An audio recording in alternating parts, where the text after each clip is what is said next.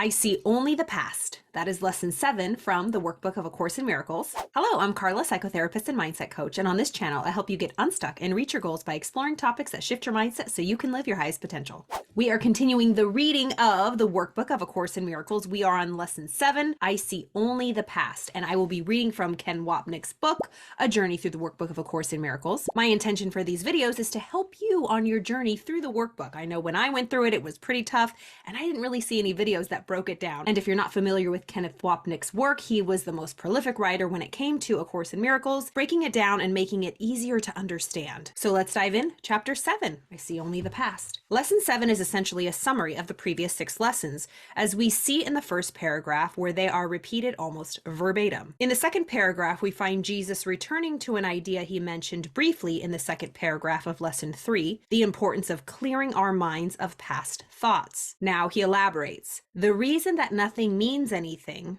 that we have given everything the meaning that it has, etc., is that we are seeing only the past. Keeping in mind the equation of sin, guilt, and fear with past, present, and future, it will help you understand the motivation for seeing only the past. Sin is equated with separation, which proves that I am an individual, autonomous from God. Once I believe this lie, it will automatically be projected out and take the form of the past. Thus, I see the past in everything because I want to maintain my individual identity. Here is how Jesus says it, and then he goes into a little bit of the actual workbook lesson. Old ideas about time are very difficult to change because everything you believe is rooted in time and depends on your not learning these new ideas about it. Yet that is precisely why you need new ideas about time. The first time idea is not really so strange as it may sound at first. Whenever we are upset, it is because we are equating something that just happened with something that happened in the past. I see a particular person and I know what I am supposed to do. This is an authority, and so my hate is justified.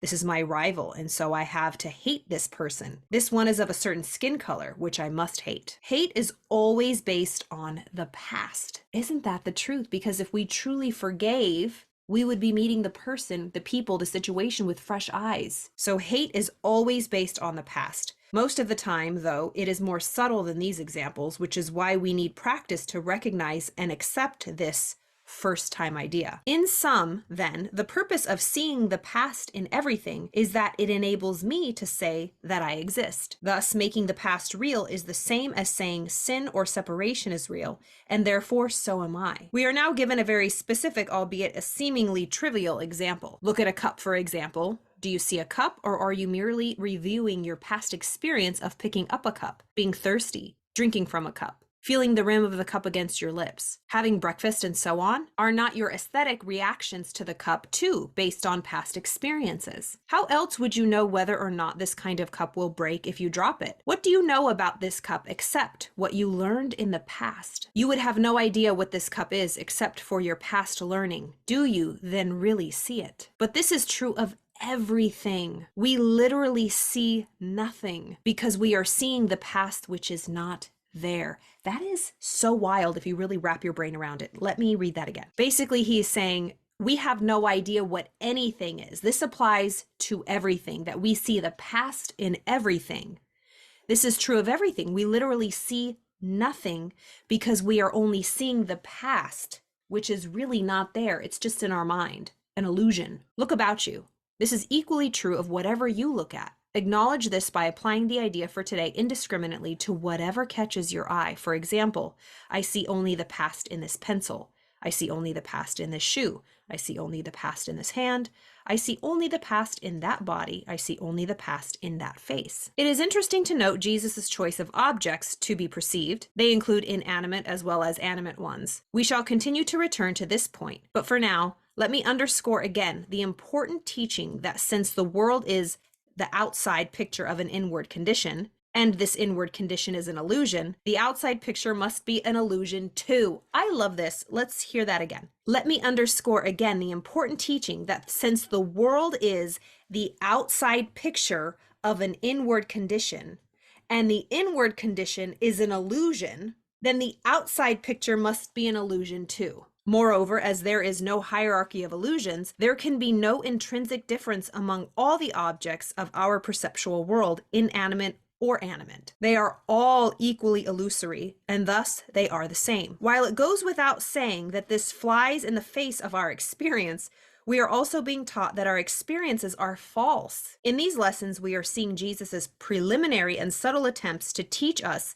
this truth as he gently leads us to their acceptance and beyond them to God, the truth. Finally, still another caution against the temptation to exclude what we feel is not important, which very often is a veil concealing what we secretly believe to be quite important, what the text refers to as our secret sins and hidden hates. Do not linger over any one thing in particular, but remember to omit nothing specifically. Glance briefly at each object and then move on to the next. 3 or 4 practice periods each to last a minute or so will be enough. Indiscriminateness in responding to the illusory world of perception remains the central focus of this early part of the workbook. It contains the means of undoing the ego's thought system of separation, the essence of miracles. There is no order of difficulty among them. All right, that was lesson 7. I see only the past. I was just thinking about this when I was driving. I was looking at trees, I was looking at cars, and I was repeating this lesson to myself.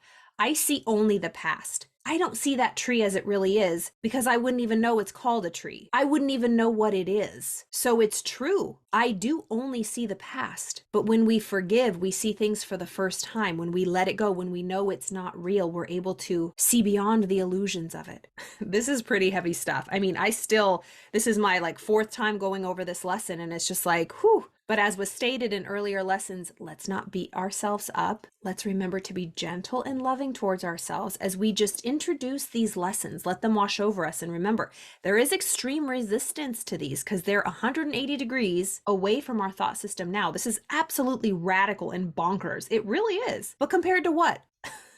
This world is pretty bonkers, wouldn't you say? So for me, this is just sobriety. It's like, I'm still addicted to this world. I'm still drunk off this world. I don't know how to live without it. And so these lessons help me to release and forgive and see what's really going on, my perceptions, these illusions, and how it manifests out here. So I hope you enjoyed that. We are going to continue to lesson 8 on the next video. Let me know how this is working out for you. Leave me any comments, ask me any questions, reach out if you want. Thank you for being on this journey with me. I'm excited. So I'll be on lesson 8 out of 365. Continue to pray for me because this is something else. I'll see you guys next time.